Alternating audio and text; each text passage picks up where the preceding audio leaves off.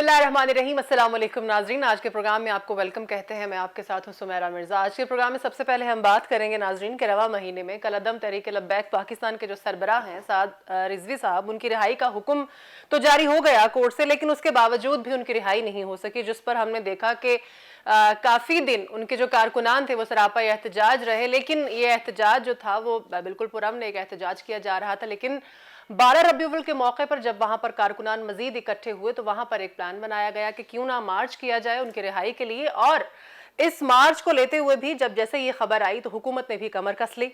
और इस वक्त जो सूरत हाल है वो आपको अपडेट करते चलें कि साद रिजवी साहब से मुज़ाकरात के लिए हुकूमत ने भी ये फैसला किया है कि अपनी टीम को वो जेल भेजेंगे जहां पर उनसे मुज़ाकरात होंगे। लेकिन जो लॉन्ग मार्च के शुरका हैं उनको लाहौर में रोकने की कोशिशें जो हैं वो गवर्नमेंट की वो नाकाम रही हैं और ये काफिला जो है लाहौर की हुदूद से निकल चुका है, जीटी रोड के रास्ते से इस्लामाबाद की जानिब बढ़ रहा है। इस पर जो हमारा सवाल है अपने पैनलिस्ट से वो यही है कि क्या कलअदम तंजीम के साथ जो मुआमलात हैं उनको मिसहैंडल किया जा रहा है। अपने पैनल का तारुफ करवाती चलूँ। सैयद शहबुद्दीन साहब, आप सीनियर जर्नलिस्ट हैं, सर आपको प्रोग्राम में वेलकम करती हूँ। फयाज वडाई साहब भी इस डिस्कशन में हमारे साथ होंगे, आप भी सीनियर जर्नलिस्ट हैं, सर आपको भी वेलकम कहती हूँ। मीनवाल इंग्लैंड से आमिर खान अल-मशरकी साहब भी हमारे साथ मौजूद हैं। मशरकी साहब आपको भी वेलकम कहती हूँ। शहबुद्दीन साहब, आपको लगता है क्योंकि इससे पहले जितनी दफ़ा भी तहरीक लब्बैक पाकिस्तान के साथ इस तरह के मामलात हुए तो वो हमेशा से मिसहैंडल हुए, इस बार भी ऐसा ही है? ये हुकूमत की जिम्मेदारी होती है कि वो मामले को बिल्कुल आखिर तक मत लेके जाए, मुज़ाकरात के जरिए दरमियान में ही शुरू में ही कवर कर उसको रोक ले और उसको उस इंतहा तक ना पहुंचने दे। यहाँ बदकिस्मती ये हुई कि हमने कहा जी देखी जाएगी, मतलब वजीर दाखिला साहब मैच देखने दुबई चले गए। बिल्कुल ऐसे ही। अब जब कल पाकिस्तान के अंदर उनका जुलूस निकल पड़ा और उसके बाद जब आमने सामने हो गए तो उन्होंने कहा जी आ जाओ वापस, तो उनको वापस आना पड़ा। बिल्कुल। पहले ये था कि साद रिजवी की हाई कोर्ट से रिहाई का हुक्म हो गया जो आपने बताया अभी, उसके जवाब में पंजाब हुकूमत सुप्रीम कोर्ट में चली गई। बिल्कुल ऐसे ही। अब सुप्रीम कोर्ट का वो जो फैसला है उसमें 3 जजों ने बैठना है, सुप्रीम कोर्ट का जज, लाहौर हाई कोर्ट का जज और पेशावर हाई कोर्ट का जज। वो तीनों इकट्ठे ही नहीं हो सके उस दिन कि जी सूरत हाल ऐसी हो गई। ये क्या क्या क्या चीजें बताती हैं? ये बताते हैं कि अगर जज भी इकट्ठे नहीं हो सकते 3 जज जी, तो फिर मुझे समझ नहीं आ रही कि गवर्नमेंट करना क्या चाह रही है। बिल्कुल। जजों को क्या लाहौर हाई कोर्ट से इस्लामाबाद पहुंचाना, जस्टिस मकबूल बाकर के पास आयशा मलिक ने जाना था, पेशावर जैसा का मुझे नाम याद नहीं है, उन तीनों ने इकट्ठा होके उस बात पर बात करनी थी कि पंजाब हुकूमत ने जो चैलेंज किया है रिहाई होने के नहीं होने, अगर ये रिहाई हो जाती जी तो ये जुलूस निकलना ही नहीं था। ये बिल्कुल ऑब्वियसली उनका मुतालिबा यही है। 2 मुतालिबे एक नहीं, ज्यादातर मैं ये बेसिक मुतालिबे 2 हैं। उनका असल मुतालबा तो है वो है फ्रांसीसी सफीर वाला, जिसके ऊपर गवर्नमेंट ने उनसे मुआहदा किया था कि हम इस इशू को कौमी असम्बली के अंदर लेके जाएंगे, इस पे बात करेंगे और वहां पे कंसेंसस करके सफीर को पाकिस्तान से वापस भेज जाएगा। वो भी नहीं हुआ, गवर्नमेंट उसको भी नहीं कर सकी। तो अब नालायकी की इंतहा ये है कि जब लोग मरना शुरू हो गए, बिल्कुल। अब कल पुलिस ने जो बयान दिया है मुझे उस पर हैरानी होती है कि जी शाम को जब मैंने देखा टीवी पे तो ये खबर चल रही थी लाहौर पुलिस के तर्जुमान की तरफ से कि 2 पुलिस एहलकारों को गाड़ी से टक्कर मार के मार दिया। अच्छा। उसके जवाब में जब उन्होंने कहा जी हमारे पास तो गाड़ी नहीं है, हम तो पैदल जा रहे हैं, बिल्कुल, तो फिर पुलिस तर्जुमान का बयान आया कि जी वो तशद्दुद करके मारा गया। मतलब आप कहीं पर खड़े तो हो, बिल्कुल, आप खुद जो है वो लोगों को अपनी हिमाकतें दिखा रहे हैं। एग्जैक्टली। अब आज ये फैसला हुआ है कि जी जेल में जाके साद रिजवी से मुलाकात कर रही है। ये पहले नहीं जा सकते थे जेल, बिल्कुल। क्या ये अली कमीन गंडापुर साहब, जनाब किबला नूरुल्लाह कादरी साहब, जनाब शेख रशीद साहब कोई अमेरिका या कोई चांद पे बैठे हुए थे जो लाहौर नहीं आ सकते थे, जो आज अब जा रहे हैं बात करने?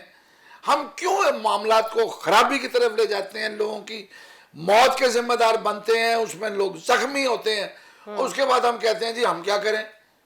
भाई हम क्यों ना करें? आपकी जिम्मेदारी है, आप हुकूमत हैं, आपको चीजों को बिगड़ने से पहले रोकना है। मुझे अफसोस है हुकूमत ने इस मामले को यहां तक पहुंचाया, बिगाड़ा। अब जब बिगड़ गया है, अब लाठीचार्ज हो रहा है, वो काला शाखा को क्रॉस कर चुके हैं, तो आगे कामों की अपना मुरीद के, गुजरांवाला, एमनाबाद, वजीराबाद, गुजरात, सब नेटवर्क बंद कर दिया इंटरनेट का। ऐसा ही है, लाहौर में खुल गया, आगे बंद कर रहे हैं। मतलब आप इस तरीके से क्या रोक लेंगे उनको? वो 10, 12, 15 हजार लोग कल कहे जा रहे थे। सही। मुझे नहीं पता, मैंने जाके नहीं देखा, मैं अपनी आंख से नहीं देखा है, मैं वो चीजें देख रहा हूं। अब तो बड़ा आसान हो गया है, टीवी दिखाता है, बिल्कुल, लेकिन माजरत के साथ टीवी का भी एंगल होता है कैमरे का, कि वो एक तादाद को लाख भी पहुंचा देता है और जो एक अच्छी बड़ी तादाद है उसको बहुत कम भी कर देता है। ठीक हो गया, यानी आपको लगता है कि ये गवर्नमेंट की नालायकी है जो यहाँ तक ये मामला खराब हुआ, ठीक है, और बिगड़ गया।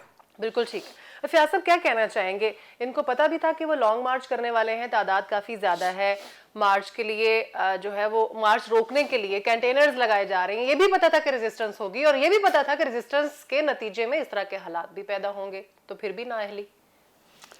हमारा पिछले 3 दिन से ये जो मामला है कालादीन तंजीम का और उनके कारकुनों का, जिस तरह वो प्रोटेस्ट कर रहे हैं, बातें कर रहे हैं, ये मुसलसल छुपाया जा रहा है। लेकिन इसके बावजूद आप देखेंगे सबसे ज़्यादा हमारे मुल्क में, बल्कि आलमी सतह पर भी ये वाक़या डिस्कस किया जा रहा है। बिल्कुल होता है। इन लोगों की हुकूमत अपनी तरफ से कोशिश कर रही है कि इनकी जो एक्टिविटीज़ हैं, इनकी जो सरगर्मियाँ हैं, इनकी जो वर्किंग है, इनके जो आने जाने के रास्ते हैं, वो सारे खुफिया रखे जाएँ, बताए ना जाएँ, लेकिन हर चीज़ उससे ज़्यादा नुमायां तौर पर सामने आ रही है। बिल्कुल ऐसे ही है।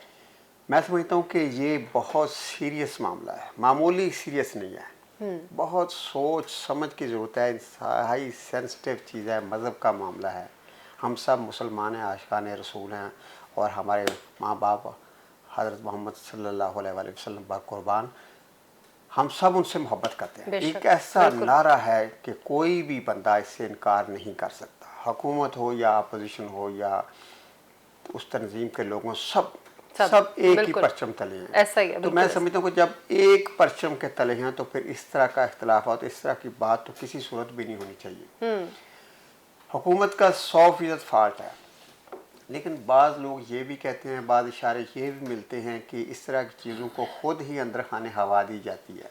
हमारे ही लोग, हमारे ही जो करता धरता हैं, इनको थोड़ा सा बूस्ट अप भी करते हैं, थोड़ा सा इनको आगे बढ़ो, थोड़ा सा पीछे हटो, ये भी इशारे मिलते हैं। मैं समझता हूँ कि इस पे ये इंतहाई सेंसिटिव मामला है, इस पे किसी भी सियासी जमात को, किसी भी इदारे को, किसी भी शख्स को ये हक नहीं पहुँचता कि ज़ाती मुफाद के लिए, सिर्फ सियासत के लिए या हुक्मरानी के लिए या किसी को जलील करने के लिए या किसी की मदद करने के लिए इसको इस्तेमाल नहीं करना चाहिए। बहुत सीरियस चीज़ है। और जब आपको पता है सारे मामलात का, साथ जो रिजवी हैं, उनके लीडर हैं जो, और दूसरे इनके लोग हैं, आखिरकार आपने बातचीत तक जाना है। आपको पता है आज रात को लाहौर में इतना खौफनाक माहौल बन गया था, और इस तरह सोशल मीडिया पर जो अफवाहें फैल रही थी वो बयान नहीं हम कर सकते जहाँ बैठकर, क्योंकि ये मामला ऐसा है। तो मैं समझता हूँ कि हुकूमत को बहुत सीरियसली इसको देखना चाहिए और इनसे बातचीत।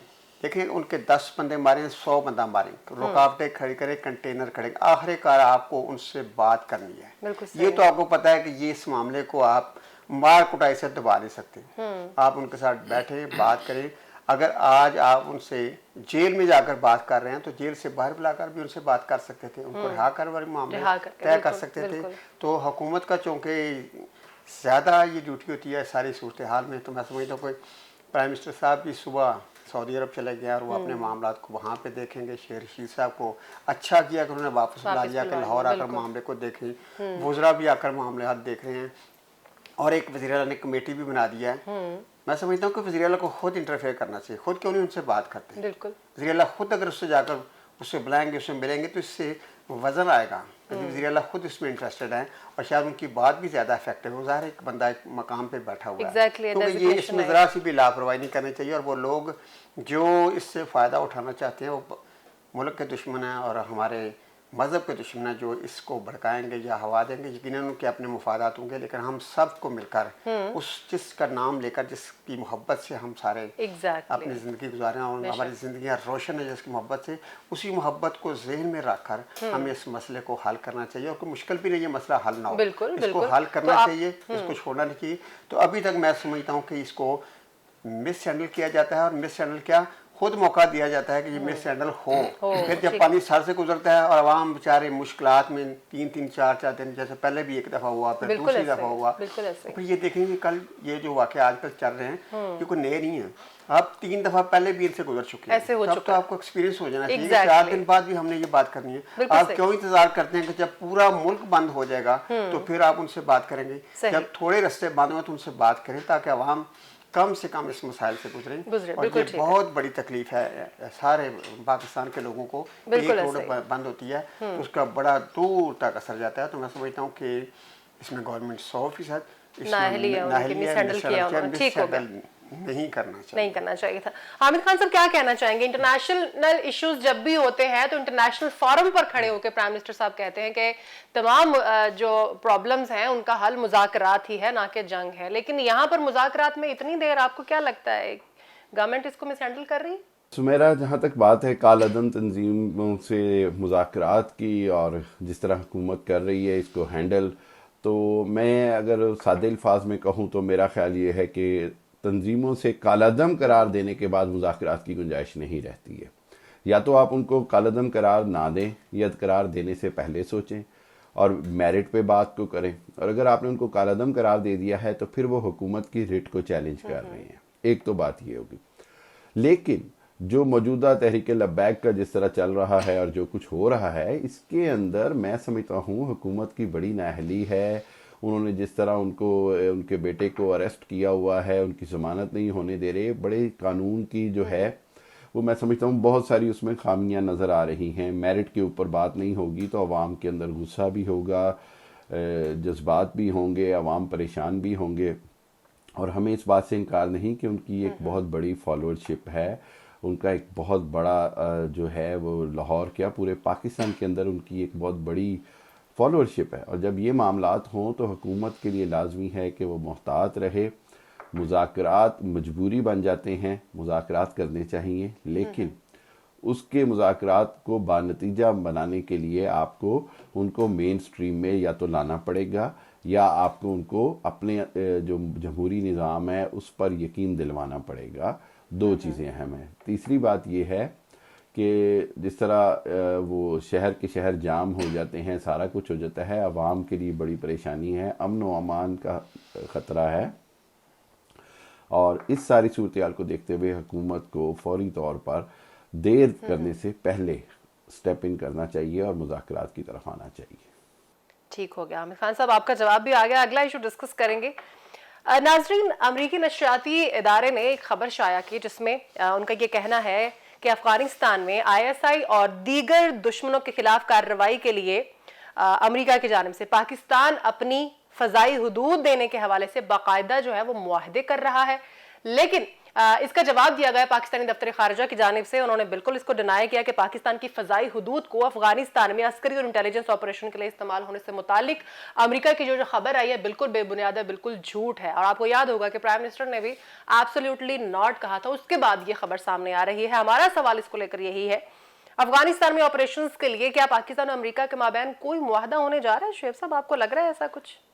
देखें, मुशर्रफ साहब के दौर में पाकिस्तान में 2 एयरबेस, शमसी और शहबाज, एक सिंध में जकबाबाद में और एक बलूचिस्तान में, ये 2 अमेरिका को दिए गए थे, जहाँ से ड्रोन हमले भी होते थे और अमेरिकन तैयारे बाकायदा फ्लाइट भी करते थे।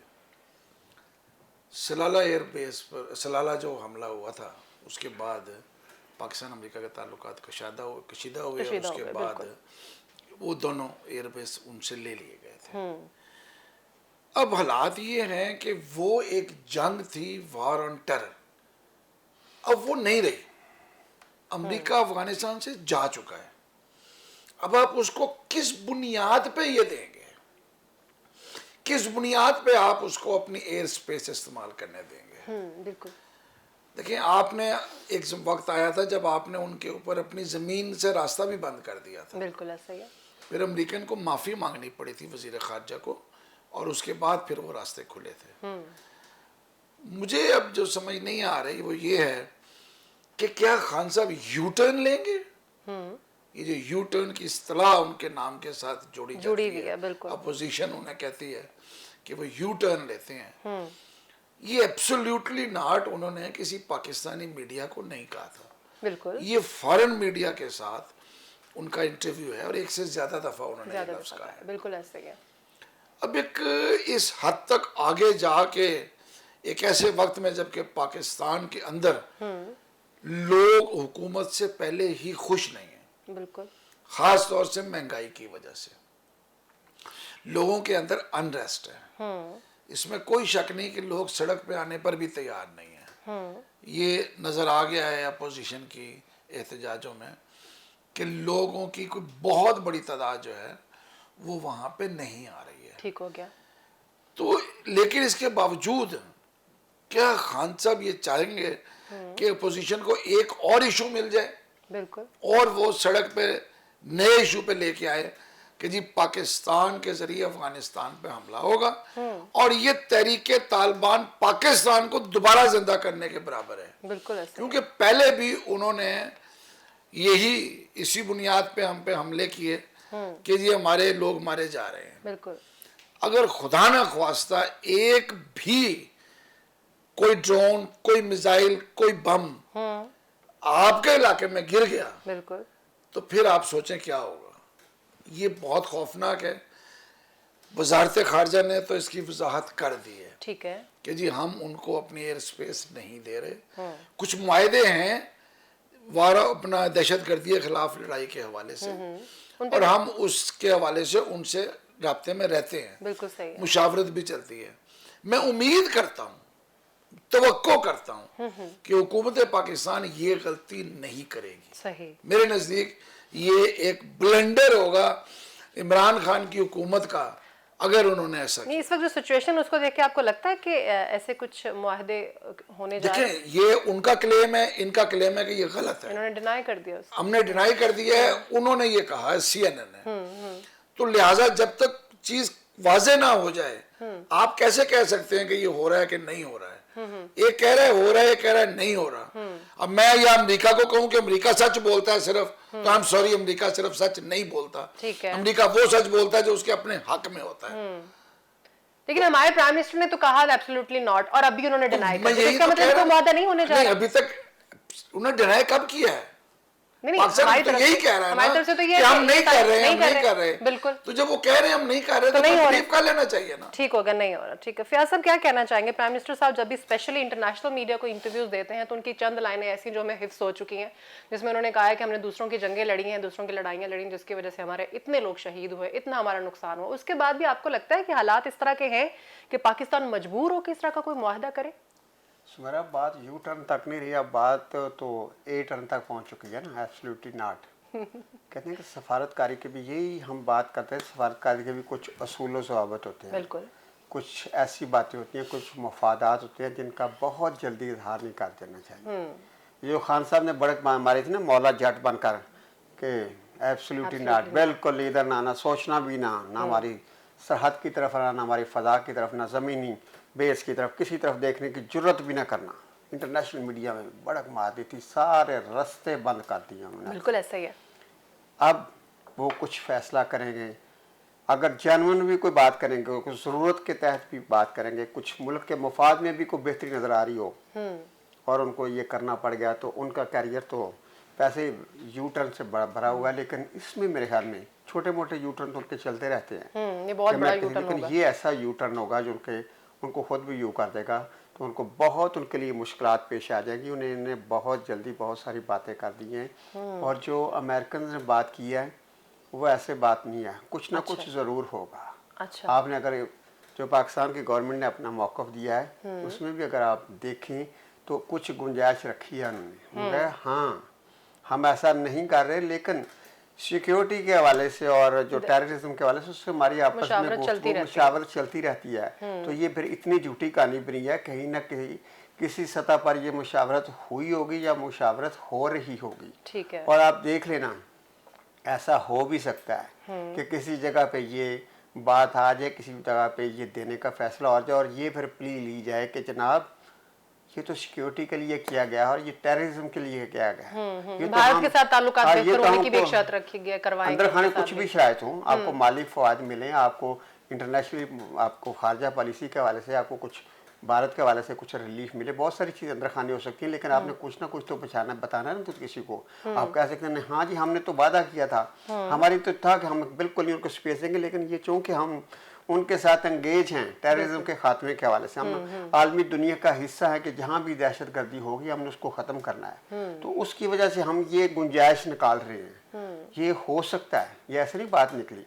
और फिर ये देखना कि ये जब बात मानते हैं ना, जब किसी ने हाँ करनी हो ना तो फिर उसके बड़े जवाब होते हैं। तो अगर पहले ये हवा में ना कर दिया और किसी ने रिश्ता मांगा ही नहीं और आपने कहा नहीं, तो अब तो आप मुश्किल में फंस गए खान साहब। यही तो सारे लोग समझाते हैं। लेकिन अब तो वो दावा कर रहे हैं कि रिश्ता मांगा भी जा रहा है और मिल भी रहा है। अब मांगा ना, अब पता लगेगा, अब जवाब दें। अब तो उन्होंने कह दिया नहीं, हाँ हम मान तो नहीं रहे, लेकिन उनको थोड़ी हमारे बच्चों की पसंदीदगी है आपस में, कुछ लाइकिंग है। लेकिन आपको लग रहा है कि ऐसा बिल्कुल हो जाएगा, बिल्कुल होगा। और ये हो सकता है, इसमें कोई किसी किस्म की नहीं है, कुछ भी हो सकता है। बड़ी खतरनाक सिचुएशन है फिर तो। हामिद खान साहब क्या कहना चाहेंगे आप?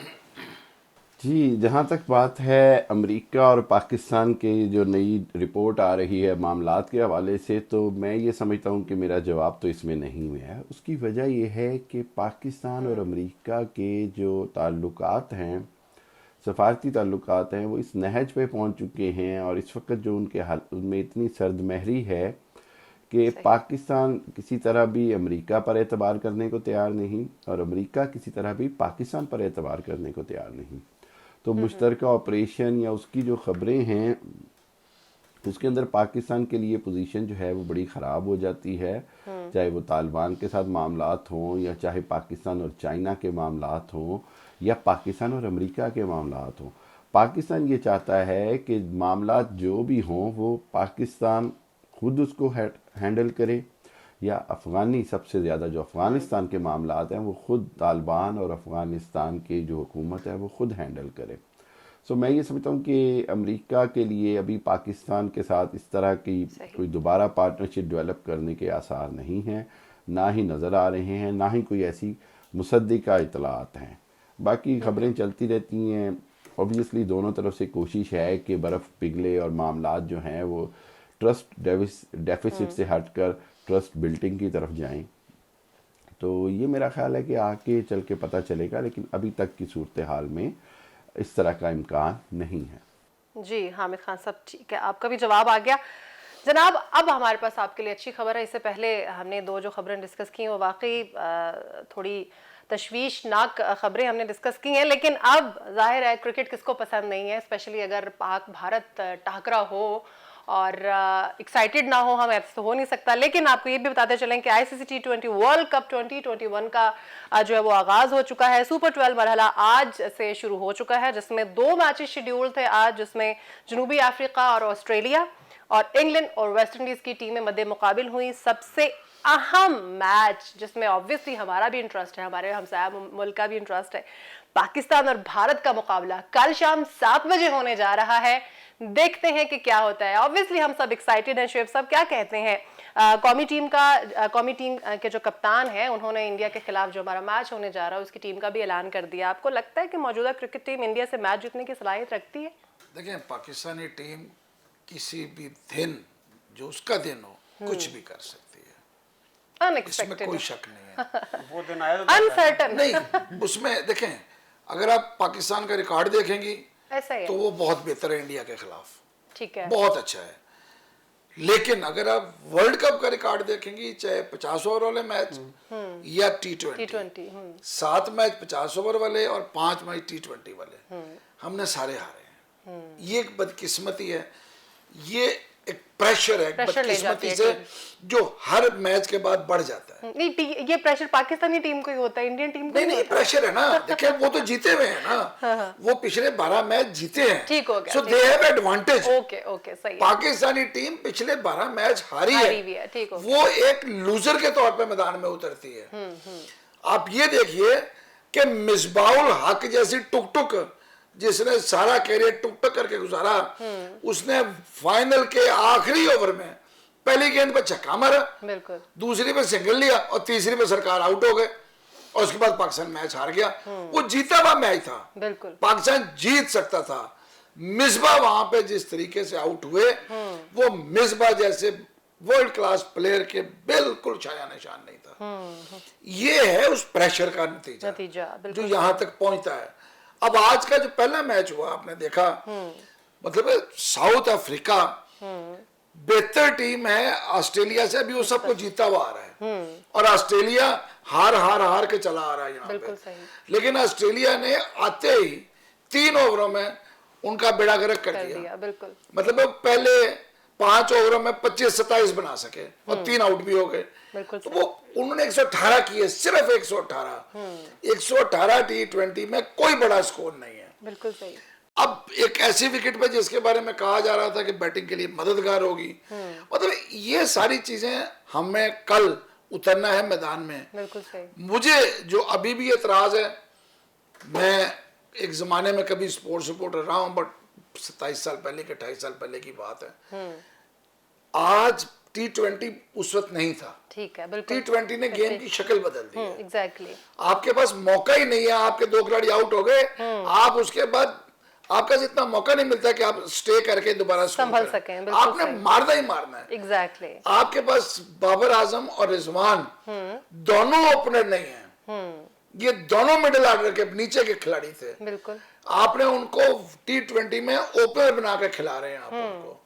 खुदा ना ख्वास्ता अगर उन्होंने पहले 6 ओवर जिसके अंदर हार्ड हिटिंग करने की जरूरत होती है जाया कर दिए, तो फिर इंडिया आपको मौका नहीं देगा।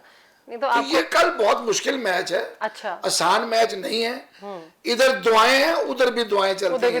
वो भगवान के आगे बैठ जाते हैं, मुस्लिम भी तो हम हाथ उठा के लगे होते हैं दुआ करने। लेकिन शिवजा मुस्लिम भी तो है ना वहाँ पे, वो भी अपनी टीम के लिए, जाहिर वो हमारे लिए थोड़ी दुआ मांगे। नहीं, ये आप छोड़ दें। अच्छा। वहाँ के मुसलमानों के साथ जो कुत्ते वाला सुलूक इंडियन हुकूमत करती है और सड़कों पे जिस तरह उनको जो सुलूक किया जाता है, आपका सोशल मीडिया कभी नहीं देखती आप? देखते हैं किस तरह लोगों को तलवारों के साथ कुचल के काटा जाता है सड़क पे। एग्जैक्टली। तो उसके बाद आप किस मुसलमान से तो इंडिया के लिए दुआ करेगा? ठीक हो गया। अब शाहरुख खान के बेटे के साथ जो हो रहा है, जी बिल्कुल, वो 22 अरब की जो मनशियात पकड़ी गई है, एक बहुत बड़े हिंदू के नाम से वो जुड़ी हुई है, ईरान से आई थी बाई शिप। उस केस को दबाने के लिए शाहरुख खान का केस उठा दिया गया। मुसलमानों की चरस है, मुसलमानों की दुआएं ज्यादा है। ठीक है, मुसलमानों की दुआएं ज्यादा है। समझ जाए ना, कहाँ करें? ठीक हो गया, मैं समझ गई। दुआओं के बलबोते पे या अनसर्टेनिटी का दुआओं के बलबोते पे मैच नहीं जीते जाते, मैच कारकर्दगी से मैदान में जीते जाते। सलाहियत है, लगता है सलाहियत है, बिल्कुल है। कल का दिन हमारा हुआ तो इंशाल्लाह हम जीते होगा इंशाल्लाह। क्या कहना चाहेंगे फयाज साहब?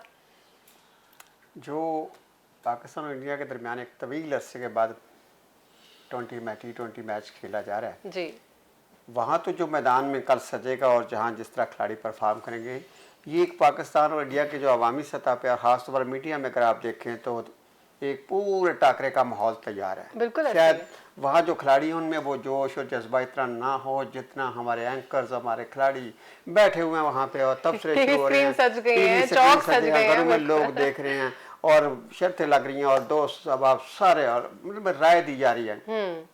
एक चीज मैंने देखी है, सारे ये टॉकरे जितनी भी टॉक्स शो हो रहे हैं जी जी, अच्छा, वहाँ पे हर सीनियर खिलाड़ी या बड़ा खिलाड़ी और जो एंकर्स हैं वो सारे यही कह रहे हैं पाकिस्तान इंडिया के। देखिए, अगर तो पाकिस्तान शुरू में बैटिंग अच्छी कर गया, अगर बाबर आजम जम के और अगर उनके साथ शोएब मलिक और हफीज उन्होंने अच्छी कारकर्दगी है तो फिर तो अच्छा स्कोर दिया तो फिर तो ज़बरदस्त रहेगा। ठीक है। अगर शाहीन ने बॉलिंग अच्छी कर ली, अगर हसन ने बॉलिंग अच्छी कर ली, हालांकि बॉलिंग हमारी बहुत ज़्यादा अच्छी नहीं है, तो फिर हम जीत जाएंगे। अच्छा। यानी उनके तबसरे सारे ये हैं कि अगर हमने अच्छा बैटिंग की, अच्छी बॉलिंग की और अगर हम अच्छी फील्डिंग कर गए, भाई इसमें फिर आप क्या बता रहे हैं? फिर क्या रह गया? बिल्कुल, अगर बारिश होगी तो बहुत सारा पानी, हर बंदा अच्छा ज्यादा बारिश होगी तो ज्यादा पानी आएगा। बैठे चैनल्स पे पैसे कमा रहे हैं और मौजे कर रहे हैं, कह रहे हैं देखिए अगर वो अच्छा खेले, अगर उसने फील्डिंग की ना कैच नहीं छोड़े हमने, तो ये हमारे लिए बहुत अच्छा मौका मिल जाएगा। तो बात शोएब साहब की बिल्कुल सही है कि ये अब बदल गया T20 में सारा नक्शा। बिल्कुल, ये मैथमेटिकली खेलना पड़ता है। एक एक गेंद को आपने सर्वाइव करना है, एक गेंद exactly. ज़ाया नहीं करनी, तब जाकर आप मैच जीतेंगे। अब आपको ये टेक्निक इस्तेमाल करनी पड़ेगी सारे खिलाड़ियों को जो उनको ट्रेन कर रहे हैं कि अब वो नहीं है कि आपने 4 गेंदें ज़ाया की तो एक गेंद पे आपने खेल किया या अपने आप को सर्वाइव कर लिया। बिल्कुल सही बात है, टेस्ट मैच थोड़ी है। अब जिस टीम ने, जिस खिलाड़ी ने एक गेंद भी छोड़ी, उसको सिर्फ रोक लिया, एक कैच भी छोड़ा, एक लूज नो बॉल भी कर दिया, तो ये इतना कम मार्जिन है कि आपको फिर जीतना बड़ा मुश्किल हो जाएगा। तो मैं समझता हूँ कि ये एक तवील अरसे के बाद ज़ाहिर एक जज्बा, एक जोश होता है पाकिस्तान का और इंडिया का, और दुआएं तो कौम करती है, मगर के शोएब जैसे लोग तो बिल्कुल दिल पकड़ कर बैठे हुए कि अल्लाह क्या बनेगा। मेरा दिल करता मैं देखूं ही ना। तो मैं समझता हूँ, टेंशन होती है। मैं समझता हूँ कि खेल को खेल लेना चाहिए, लेकिन जीतेगा वही जो डर के नहीं जाएगा। ठीक है, तो और जो बंदा डरता नहीं, डर से लड़ने की सलाहियत है हमारी टीम में। बात ये है, मेन चीज है कि आपने इंडिया से नहीं लड़ना। आपने बड़ी खूबसूरत जुमला कह दिया है कि आपने उनसे नहीं लड़ना, आपने अपने डर से लड़ना। आपने ये खौफ से लड़ना है कि नहीं, हम नहीं हार सकते, हम लड़ेंगे, एक एक गेंद को खेलेंगे। आपने अपनी आंखों को, अपनी बाजुओं को, अपने पूरे वजूद को उस डर से निकाल कर, ठीक है ना, हिम्मत में समेट कर फिर आपने इसको मैदान में जाना है। और ये जाहिर है कि एक बड़ा मैच है दोनों मुल्कों का। इंडिया हमारा दुश्मन भी है और बात गोल मोल कर रहे हैं आप, मुझे बता नहीं रहे कि हमारी टीम में सलाहियत है कि नहीं है। अगर हमारी टीम ना डरी, अगर ना डरी, नहीं अगर मगर नहीं, आप छोड़े, आप मुझे बताएं जीतने की सलाहियत है, कैपेसिटी है, परफॉर्मेंस दे सकेगी। कैपेसिटी से ज्यादा ये है कि अगर शोएब साहब की दुआएं आ गई काम, तो फिर तो वो जीत जाएगा। मैं तो रोज कह रहा हूँ जी, हम तो वैसे भी दुआएं करते हैं, बच्चा दुआएं करता है। काम ना आई तो फिर, क्योंकि जो इंटरनेशनली जो ओवरऑल देखा जा रहा है, हमारी ख्वाहिश जरूर हो सकती है, लेकिन नहीं मुझे लग रहा है, नहीं मुझे लग रहा है आप कह रहे हैं सलाहियत नहीं है, मैं नहीं लिख रही हूँ। अच्छा, छोटी सी मैं एक चीज गलती से भूल गया, बहुत अहम है। इंडिया इस मुकाबले से खौफजदा है। अच्छा, इंडिया में ये बाकायदा मुहिम चलाई गई कि पाकिस्तान के साथ मैच ना खेला जाए। पाकिस्तान के साथ मैच कहा जाए कि ये दहशतगर्दों के सरपरस्त हैं, ये मैच ना खेलें, तो फिर वो इंडिया वाले कुछ तो अक्लमंदों ने कहा आप मैच को छोड़ेंगे, 3 पॉइंट पाकिस्तान को मिल जाएंगे। उसमें फिर इंडिया भागा, हम खेलेंगे। इतना आसान नहीं है।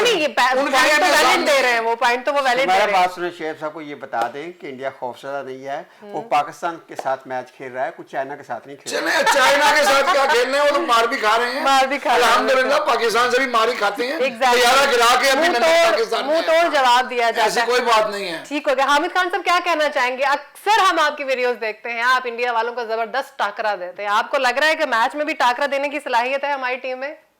जी, पाकिस्तान क्यों नहीं जीतने की सलाहियत रखता, मुकम्मल सलाहियत रखता है, बल्कि इंशाल्लाह जीतेंगे। ये तो बात ही है, सवाल ही नहीं मैं बनता करना। बात तो इतनी सी है कि बाबर आजम और कोहली का मुकाबला किया जा रहा है और दूसरे खिलाड़ियों का मुकाबला किया जा रहा है, आपस में मुआवजना किया जा रहा है। तो मेरा ख्याल ये है, जितनी क्रिकेट मैंने खेली है, जितनी क्रिकेट मैं जानता हूँ, क्रिकेट मुकाबला और मुआवजना तो होता है दोनों टीमों के खिलाड़ियों का, बैट्समैन का, बॉलर्स का, विकेट कीपर्स का, फील्डर्स का, सबका। लेकिन असल क्रिकेट उस दिन की होती है, उस दिन जो अच्छा खेल जाता है वो जीत जाता है। क्रिकेट के अंदर गुड डेज और बैड डेज बड़े इंपॉर्टेंट होते हैं, और इंशाल्लाह पाकिस्तान के लिए गुड डे होगा। पाकिस्तान जीतने की सलाहियत भी रखता है, पाकिस्तान इंशाल्लाह जीत कर भी दिखाएगा, और अल्लाह के हुक्म से इस बार पाकिस्तान अल्लाह के हुक्म से दुबई में इस T20 वर्ल्ड कप में दुनिया को सरप्राइज देगा। चाहे वो न्यूजीलैंड की टीम हो, चाहे इंडिया की टीम हो, या और भी टीमें हों। पाकिस्तान के लिए उम्मीद भी है, दुआएं भी हैं, यकीन भी है, कोशिश भी है। कोशिश पूरी कर लें, नतीजा अल्लाह ताला पे छोड़ दें, जो होगा बेहतर होगा इंशाल्लाह। लेकिन बिलाशुबा पाकिस्तान इंडिया को हराने की भरपूर सलाहियत रखता है। सही कह रहे हैं हामिद खान साहब, अगर पाकिस्तानी टीम अल्लाह करे जीत जाती है तो आपके लिए और भी ज्यादा आसान होगा उनको टक्कर देना, और मतलब मुश्किल हो जाएगा। हमारी तो यही ख्वाहिश है कि पाकिस्तानी टीम जीते ताकि हमारा मोराल बुलंद हो और T20 में हम मजीद अच्छा परफॉर्म कर सके, क्योंकि ये मैच बड़ी अहमियत रखता है। शेख साहब, अगर मैं सही हूँ तो अगर पाकिस्तान इंशाल्लाह अगर कल का मैच पाकिस्तान जीत जाता है तो बिल्कुल सही है, बिल्कुल इंशाल्लाह हम अच्छा परफॉर्म करेंगे आगे भी। नाज़रीन, आज के प्रोग्राम से इतना ही। आप लोगों की भी दुआएं चाहिए, आप लोग भी दुआ कीजिएगा कि पाकिस्तान अपना मैच जो है वो बखूबी निभाए और हम जो है वो इंडिया को हरा सकें। अपने मेहमानों का बहुत शुक्रिया, सैयद शहबुद्दीन साहब आपका बहुत शुक्रिया, फयाज बड़ाई साहब डिस्कशन के लिए आपका भी बहुत शुक्रिया, हामिद खालिद मशरकी साहब आपका भी बहुत शुक्रिया। नाज़रीन, आज के प्रोग्राम से इतना ही। अपनी होस्ट सुमैरा मिर्जा को इजाजत दीजिए, अपना ख्याल रखिएगा, अल्लाह हाफिज।